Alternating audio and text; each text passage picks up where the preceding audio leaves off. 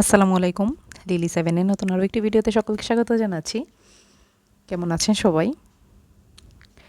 টানা কয়েকদিন যাবৎ এত পরিমাণ বৃষ্টি হচ্ছে, এই বৃষ্টিতে কোনো কাজ ঠিকঠাকভাবে হচ্ছে না। আমার তো খুবই বিরক্ত লাগতেছে বৃষ্টিতে। স্কুল যাওয়াও বন্ধ হয়ে যাচ্ছে। সকাল টাইমে আমাদের খুলনায় খুবই বৃষ্টি থাকে। তো ওই টাইমে আসলে আমার ইচ্ছা করে না যে আমি বের হই। তারপরেও মাঝে, মাঝে মানে কষ্ট করেই নিয়ে যেতে হয়। যাই হোক, আজকে চলেন একটু কাটিং করি। আপনাদের বলছিলাম যে ইদানিং আমার কাটিংয়ের একটু কাজ যাচ্ছে, তো মানে টেইলারিংয়ের যে কাজটা আর কি, সেটা একটু বেশি পরিমাণে যাচ্ছে। তার জন্য একটু ছোট ছোট কাজই আপনাদের সেটা আমি শেয়ার করতেছি। আজকে যে কাজটা করব সেটা হচ্ছে আমি দুইটা ড্রেস কাটিং করব, কামিজ 3 পিসের। তো ইনি আমার কাছে গত রোজার ঈদে আমি যেহেতু রোজার ঈদ থেকেই টুকটাক কাজ করছি, তো গত রোজার ঈদে বেশ কিছু ড্রেস বানিয়েছিলেন।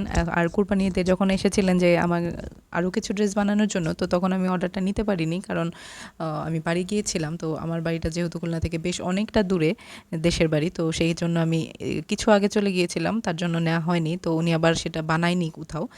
যেহেতু কোরবানির ঈদ, ওইভাবে ড্রেসের প্রতি মানুষের একটু আকর্ষণ কমই থাকে, তার জন্য উনি বানায়নি, উনি রেখে দিছে। তো আমি আসার পর উনি আবার সেটা নিয়ে আসছে যে আপনি এখন এটা সেটা বানাবেন, ওকে। তো আমি ভাবছিলাম কি যে এখানে যেহেতু দুইটা পায়জামা, তো আমি দুইটা একসাথে কাটবো, কিন্তু সেটাও করতে পারিনি, কারণ দেখা গেছে 3 পিসের একটা পায়জামার কাপড় একটু বেশি ছিল, আরেকটার কাপড় একটু কম ছিল। তো সেটা আবার ভাজে ভাজে বসিয়ে আবার কেটে কুটে সাইজ মতো ঠিকঠাক করে নিচ্ছি। সে যাই হোক, কাটিংটা এইভাবেই করতে হয়, সব কিছু একটু ম্যানেজ করেই নিতে হয়। ইতিমধ্যে আমার চ্যানেলে যারা নতুন, যারা প্রথম আমার ভিডিওটা দেখছেন, তাদেরকে রিকোয়েস্ট করব, আমার ডিসক্রিপশন বক্সে আমার পেজ লিঙ্কটা দেওয়া থাকবে। আমার চ্যানেল তো আছেই, সেখানে আপনাদের যদি মনে হয় যে কিছু শিখতে পারতেছেন, তাহলে প্লিজ চ্যানেলটা সাবস্ক্রাইব করে দিবেন, আর আমার পেজটা অবশ্যই ফলো দিয়ে রাখবেন।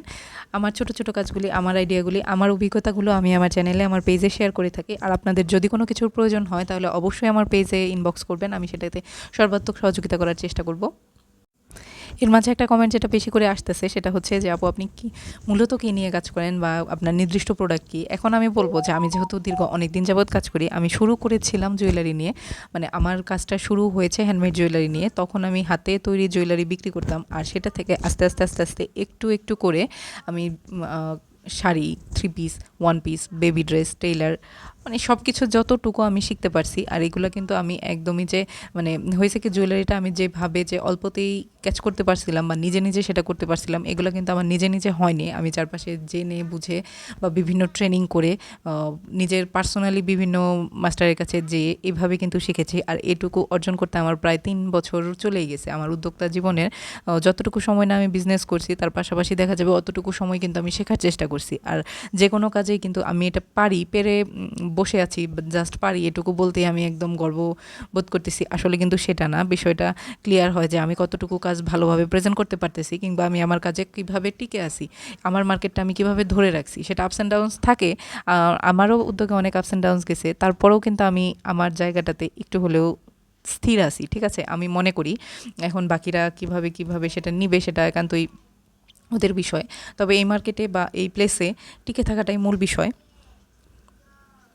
আর ওই যে 2টা কাপড় পায়জামা বানাচ্ছিলাম, সেটা কিন্তু অলরেডি আমার শেষ। আপনারা কিছুই বুঝবেন না, কিন্তু তারপরে আমার মনে হয় যে আমি একটু একটু করে শেয়ার করি, একটু কথা বলি, এর জন্যই করা। এখন একটাটা প্রথমে যে সাইজটা নিয়েছিলাম, সেটাতে আরেকটাতে সেম মাপে নিয়ে কেটে ফেলেছি। আর কাটার পর আলাদা আলাদা ভাঁজ করে রাখলে সেটা খুব বেশি ভালো থাকে। আর আমি আরেকটা যে কাজটা করি, সেটা হচ্ছে কাটার পর সাথে সাথে কখনোই সেলাই করতে পারি না, আমার খুব বেশি প্রেশার মনে হয়। কেটে আমি আগে রেখে দেই, কতক্ষণ পরে, প্রায় ঘন্টাখানেক পরে তারপর সেটা আমি সেলাই করি। তো ভালো থাকবেন সবাই, আল্লাহ হাফেজ। শীঘ্রই চলে আসবো আরও একটি ভিডিও নিয়ে।